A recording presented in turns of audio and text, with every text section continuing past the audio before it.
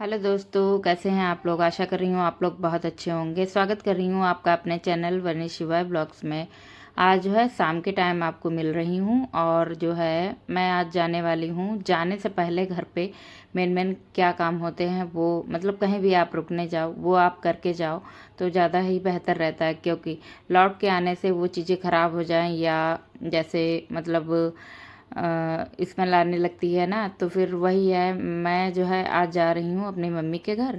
तो सबसे पहले मैंने सोचा है सारे काम जो भी मेन है ज़रूरी वाले वो सब निपटाती हूँ।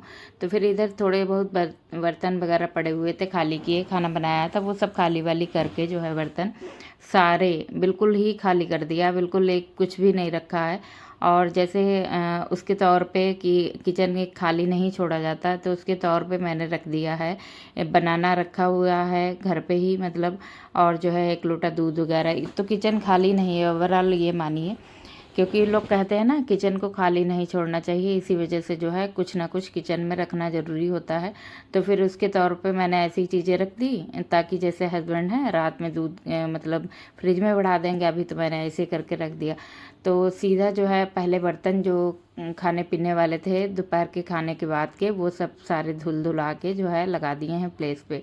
उसके बाद अब जो है अपना जैसे कैसरॉल वगैरह है और भी तमाम सारी चीज़ें ऐसी होती हैं जो जैसे उस दिन मैं गई थी ना, तो फिर कैसरॉल में थोड़ी सी रोटियां बची हुई थी और जो है थोड़ा सा दही जमा गई थी, वो भी बाहर ही रखा रहा था। तो फिर 2 दिन के बाद लौटी हूँ तो फिर हालत बहुत ही ख़राब थी, तो इसीलिए मैंने सबसे पहले सोचा जो है इधर जो है फ्रिज में जितना भी एक्स्ट्रा दूध वगैरह है उसको हिसाब से रखे दे रही हूँ।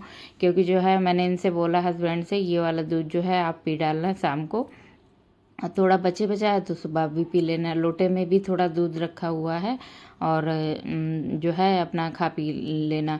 तो फिर फ्रिज की थोड़ी सी डीप क्लीनिंग, इसलिए बहुत डीप नहीं मतलब ये है क्लीनिंग कर रही हूँ। जैसे बटर वगैरह है या और भी ऐसी चीज़ें होती हैं जो ख़राब होने वाली, जैसे मलाई है, सबसे मेन पार्ट तो मलाई वाला होता है। थोड़ी ही है, अभी ज़्यादा नहीं है, लेकिन फिर भी इसको निकाल के अब जो है मक्खन निकाल के घी बना के रख दे रही हूँ। शाम का टाइम हुआ है, लमसम वही 4 बजा है जब से मेरा काम स्टार्ट हुआ है।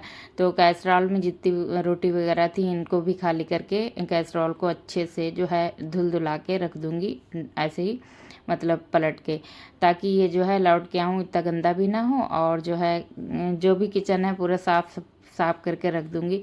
देखिए कहीं भी जाएं लौट के आएंगे थोड़ी सी डस्टिंग तो करनी ही करनी होती है, क्योंकि ओपन किचन है और घर भी खुला रहता है। तो फिर ये चीज़ है ना कि डस्ट तो आनी आनी है, तो फिर उसके हिसाब से हर एक चीज़ को ढक भी नहीं सकते हैं। तो जो भी मेन होता है वो काम कर दो तो ज़्यादा बेहतर रहता है। इधर कैसरॉल को खाली करके रख दिया था, औंधा करके यानी पलट के रख दिया, ये ऐसे ही रखा रहेगा। उसके बाद थोड़ी सी फ्रिज की क्लीनिंग की, क्योंकि हवा वगैरह चलती रहती है ना, फ्रिज की बाहर की क्लीनिंग तो डेली मेरे होती रहती है। गीले कपड़े से हल्का सा पोंछा देती हूँ या कॉलिन वगैरह डाल के। अंदर अदरक वगैरह रखी थी, थोड़ी हरी मिर्ची रखी थी, 2-4 टमाटर थे, इनको सबको पॉलीथीन में लिया है कर। और जो है मेरे यहाँ जो लेबर आता है काम करने उसको दे दूँगी, वो अपना घर पे जाएगा बना बना के खा पी लेगा।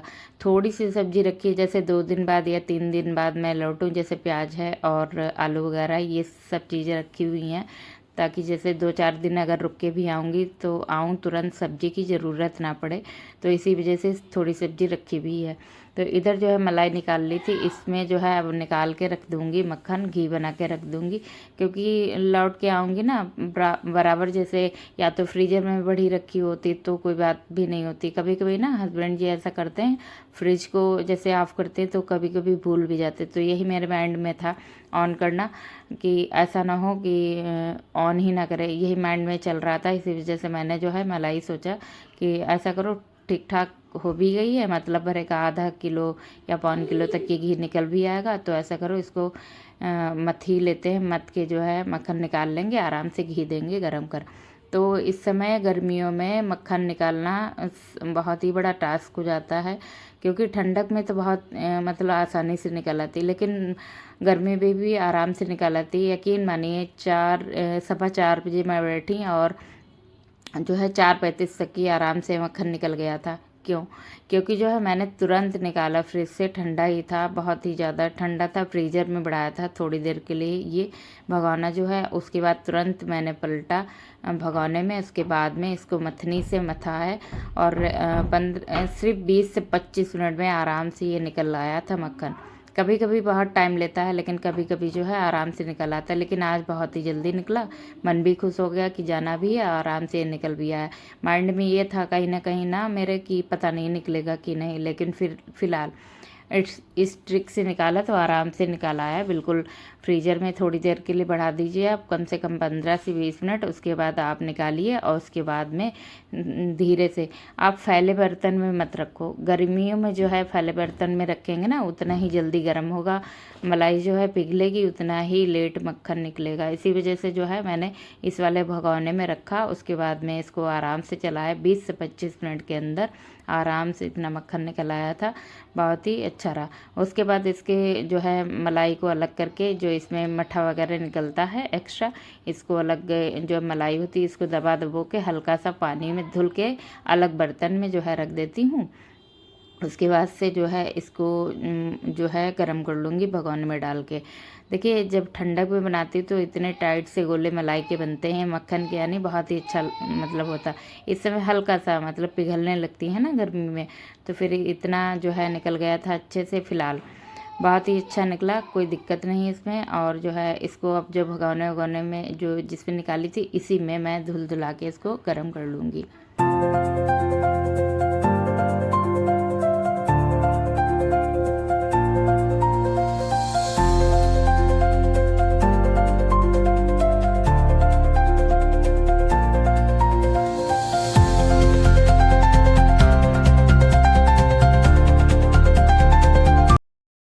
उसी वाले भगोने में इसको जो है धुल धुला के भगोना, इसी में जो है गरम कर रही हूँ। स्टील का भी है मेरे पास भगोना, लेकिन थोड़ा सा उसकी तली जो है हल्की है, तो उसमें बहुत जल्दी जो है जल जाता है घी, फिर अजीब से इसमें स्मेल आती है, बहुत ही ख़राब हो जाता है। घी को ज़्यादा अगर बहुत ही ज़्यादा पका देंगे तो अजीब सा इसमें जो है स्मेल भी आएगी, और एक कड़वाहट नहीं होती, वो घी में आ जाती है। तो इसी वजह से जो है धीरे धीरे हल्का ही पकाऊंगी, बहुत ज़्यादा नहीं पकाऊंगी। इधर जो है जिस बाल्टी में मुझे करना था घी को एक अच्छे से अलग बाल्टी में इसलिए कर रही हूँ, जैसे पूजा पाठ के लिए भी अगर ज़रूरत हुआ तो वो भी रख लिया, और जो है खाने के लिए हुआ तो भी अलग, जिस बर्नी में मेरा खाने वाला रखा जाता है उसमें पलट के लेती हूँ रख। तो फिर ये रहता है ना, साफ़ रहता है, पूजा में ज़रूरत पड़े तो आपको घी ढूंढना नहीं पड़ेगा।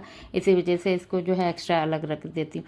इस वाली बाल्टी में थोड़ा सा घी मैंने पहले निकाला होगा, वो रखा हुआ था, मुझे ध्यान ही नहीं रहा। जैसे ये बाल्टी निकाली मैंने, देखा इसमें घी रखा हुआ है पहले का, तो फिर वो जो मैंने हल्का सा गर्म करके उसको भर दिया था दोबारा, क्योंकि मलाई वाला जो घी होता है ना, उसको जल्दी आप थोड़े दिन बाद गर्म करते रहो तो उसमें स्मेल नहीं ख़राब सी आती है। तो जैसे ही मलाई वाला घी होता है, 2 हफ्ते हो गए या 3 हफ्ते मान लीजिए, तो उसको दोबारा से गर्म करके भर देती हूँ, तो स्मेल नहीं आती है। साथ ही साथ में थोड़ा सा मलाई निकालते हुए थक भी गई थी, तो फिर कॉफ़ी बना ली थी मैंने अपने लिए। अंश के डैडी से पूछा पियेंगे, तो उन्होंने मना कर दिया कि नहीं पीनी है।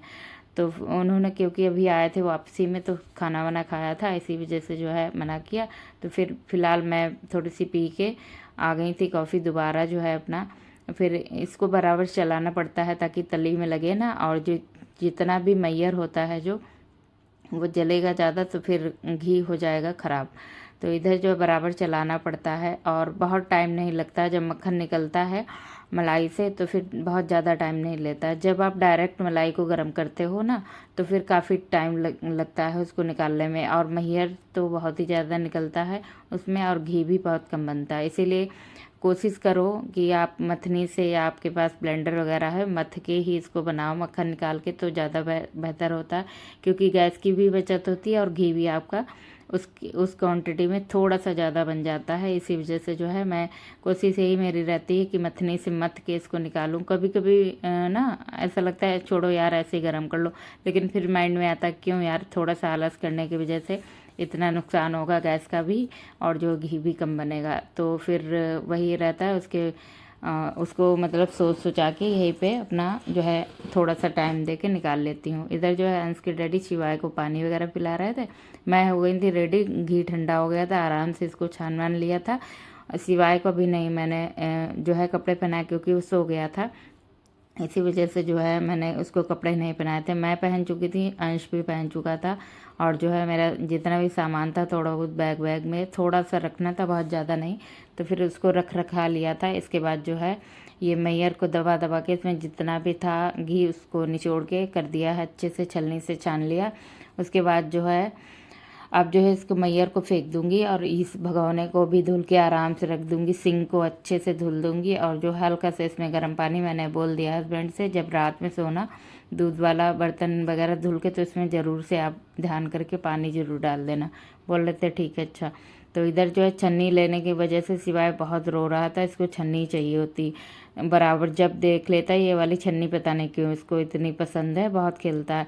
तो फिर धुल के मैंने इसको पकड़ा दी थी, मैंने कहा थोड़ी देर ये खेलेगा ताकि इधर जो है मेरा थोड़ा बहुत काम होगा वो हो जाएगा। सारा हो गया था काम, बहुत ज़्यादा घी नहीं निकला, 1.25 किलो तक की घी निकल गया। इसको बाल्टी को बंद करके पीछे बढ़ा दिया है और थोड़ा सा एक जो है नाइफ़ वगैरह और सीजर थी, इससे कुछ काटा कुटा गया था तो ऐसे रखी थी, उसको भी मैंने जो है धुला के रख दिया। जब भी आप कोई नाइफ़ या सीजर यूज करो उसको धुल के रख दो, उससे धार जो है आपकी बनी रहती है। सारा काम हो गया था। गैस को मैंने गैस चूल्हे को ढक दिया है कपड़े से, इसकी वजह से मैंने इनसे बोला था कि जो है आप कुछ गर्म करना इसको ढक जरूर देना दोबारा से। बोले ठीक है अच्छा, क्योंकि इस पर ब्लैक बेस पे डस्ट बहुत बैठ जाती है। जैसे एंटर करो घर में उस पर देखो गंदगी, तो फिर मन एकदम से बहुत ही उदास हो जाता है। शिवाय तैयार हो गया था और जो है चाबी ले ली इसने, लॉक लगाने के बोल रहे हैं, लॉक लगाया। अब ये जो है इसके डैडी लॉक लगाएंगे और हम लोग निकल रहे हैं। थैंक्स फॉर वॉचिंग है, थैंक यू सो मच।